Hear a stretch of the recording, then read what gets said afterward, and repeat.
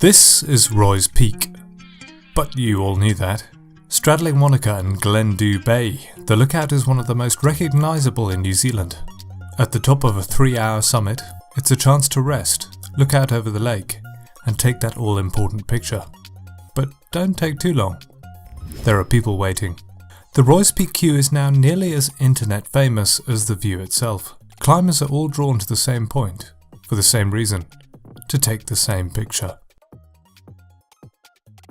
Through social media, the ability to instantly see a picture, and just as quickly where it was taken, is changing how we see the world.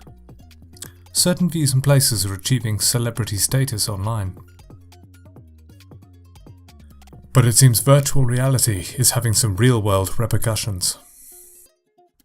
20 years ago, this walk was a side note. In the 1998 edition of The Lonely Planet, it describes the view from Mount Roy as a knockout, but it's a postscript for walkers looking for a challenge, rather than a photo op. How did this view get so famous? An answer might be virtually impossible to find without looking at what was happening online. In the search data, we find an entirely different Roy's Peak. Around the summer of 2016, the interest spikes. According to Doc, the peak saw 75,000 people waiting for photos. One of the biggest challenges faced by park managers is the power of social media. Not carry dieback, not invasive species, but invasive photographers with very little idea about the outside world. On the nearby Gertrude Saddle, 3 international visitors have died in as many years. These have been attributed to photo hunters with very little experience in the outside world, looking for photos they'd seen online. But how do we tackle this new danger to visitors and the sites? What? One organisation has an idea to preserve the great outdoors. Emergency. Leave No Trace, the Centre for Outdoor Ethics, has drawn up a new set of guidelines for the digital age. So it is called the Social Media Guidance. The voice you're hearing is from Ashlyn Oswald of Leave No Trace New Zealand.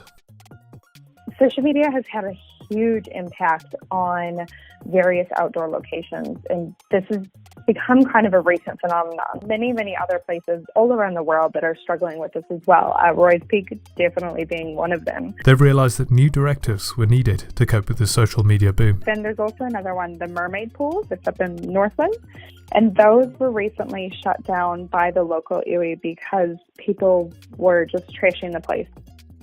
Had created a path that was never supposed to be a path. They were trespassing on land, so they had to close it down for years, is what they're saying, because it's just been completely ruined.